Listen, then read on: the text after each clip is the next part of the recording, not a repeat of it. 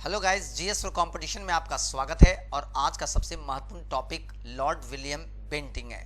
Guys, Lord William Bentinck it's a very most important topic for the examination point of view. अगर आप UPSC की तैयारी कर रहे हैं, अगर आप स्टेट पब्लिक सर्विस कमीशन की तैयारी कर रहे हैं, या आप एसएससी की तैयारी कर रहे हैं, या कोई भी अदर्स वनडे एग्जामिनेशन की तैयारी कर रहे हैं, तो ये टॉपिक आपके लिए सबसे महत्वपूर्ण है। गाइस, लॉर्ड विलियम बेंटिंग इतिहास का ऐसा गवर्नर जनरल जिसने भारतीय इतिहास की तस्वीर बदल दी थी, अतः इतिहास इसका हमेशा ऋणी रहा है।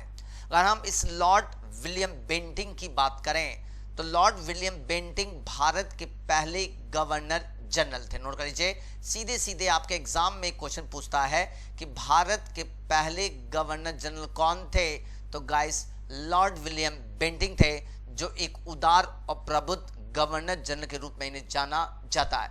इन्हीं के टाइम पीरियड की सबसे महत्वपूर्ण घटना थी, लॉर्ड विलियम बेंटिंग ने अपने टाइम पीरियड में सती प्रथा को समाप्त कर दिया था और साथ साथ में ठगी प्रथा को समाप्त करने में अपनी सबसे महत्वपूर्ण भूमिका निभाई थी। The abolition of Sati act 1829 was passed in the time period of Lord William Bentinck with the help of राजा राम मोहन राय। यानी राजा राम मोहन राय के प्रयासों से लॉर्ड विलियम बेंटिंग ने 1829 के एबोलिशन ऑफ सती एक्ट 1829 के द्वारा सती प्रथा को समाप्त किया था और इसी के टाइम पीरियड में ठगी प्रथा को भी समाप्त कर दिया गया था। गाइस, इनके टाइम पीरियड का जो सबसे महत्वपूर्ण चीज था वो था चार्टर एक्ट 1833। अगर हम चार्टर एक्ट 1833 की बात करें तो इसी चार्टर एक्ट 1833 के द्वारा जन्म स्थान वंश रंग के आधार पर कार्यालय से वंचित नहीं किया जाएगा। यानी किसी भी भारतीय को अगर वो ब्रिटिश जॉब में है तो जन्म स्थान रंग वेशभूषा के आधार पर किसी के साथ भेदभाव नहीं किया जाएगा। ऐसा 1833 के चार्टर एक्ट में मेंशन था, इसलिए इतिहास इस governor general Lord William Bentinck को जानता है। गाइस, यानी रेशियल डिस्क्रिमिनेशन, नस्लवाद को हतोत्साहित किया गया था 1833 के चार्टर एक्ट के द्वारा और इसी 1833 के चार्टर एक्ट के द्वारा लॉर्ड विलियम बेंटिंग भारत के पहले गवर्नर जनरल भी बनाए गए थे। डायरेक्ट यहां से क्वेश्चन आता है।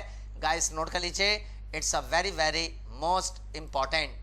गाइस, अगर बात करें तो लॉर्ड विलियम बेंटिंग का time period Macaulay education system के लिए भी जाना जाता है। यही मैकाले शिक्षा नीति की बात करें तो मैकाले शिक्षा नीति इसी लॉर्ड विलियम बेंटिंग के समय में लागू की गई थी, जिसमें अंग्रेजी भाषा को शिक्षा का आधिकारिक भाषा मान लिया गया था। यह अपने आप में सबसे महत्वपूर्ण कि अंग्रेजी भाषा को शिक्षा का माध्यम लॉर्ड मैकाले शिक्षा नीति के अकॉर्डिंग स्वीकार किया गया था और उस समय governor general Lord William Bentinck थे। इसी लॉर्ड विलियम बेंटिंग के समय में 1835 में कलकत्ता मेडिकल कॉलेज खोला गया था।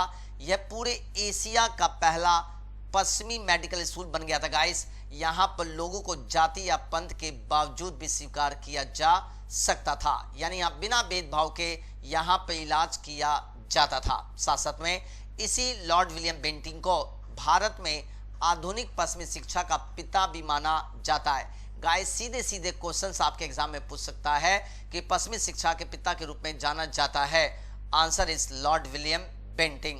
गाइस, अगर इसके व्यक्तिगत जीवन की बात करें तो व्यक्तिगत जीवन में इसका जन्म 14 सितंबर 1474 को यहाँ पर बकिंगम शहर में हुआ था, यूनाइटेड किंगडम। इसकी मृत्यु की बात करें 17 जून 1839 को पेरिस फ्रांस में इनकी मृत्यु हो गई थी। इनकी नेशनलिटी ब्रिटिश थे। इनके वाइफ का नाम था मैरी एस सेचन। 1803 में भी इनकी मृत्यु हो गई थी। गाइस, प्रीवियस ऑफिस की बात करें एज ए गवर्नर जनरल के रूप में 1833 से 1835 में इन्होंने काम किया as a governor general of India. I hope guys मेरे द्वारा दी गई जानकारी से आप बहुत ही ज़्यादा सेटिस्फाई हो। गाइस, ये बिल्कुल कंटेंट यूपीएससी साथ साथ में पीएससी साथ साथ में एसएससी या अदर्स एग्जामिनेशन को ध्यान में रखकर है। गाइस, आप अगर नेट की तैयारी कर रहे हो या जेआरएफ की तैयारी कर रहे हो, गाइस ये कंटेंट आपके लिए सबसे महत्वपूर्ण है। या आप लेक्चरर टीजीटी पीजीटी की तैयारी कर रहे हो तो ये वीडियो आपके लिए बहुत ही महत्वपूर्ण है। लास्ट तक देखिए और याद करते चले guys. Thank you, take care and जय हिंद दोस्तों।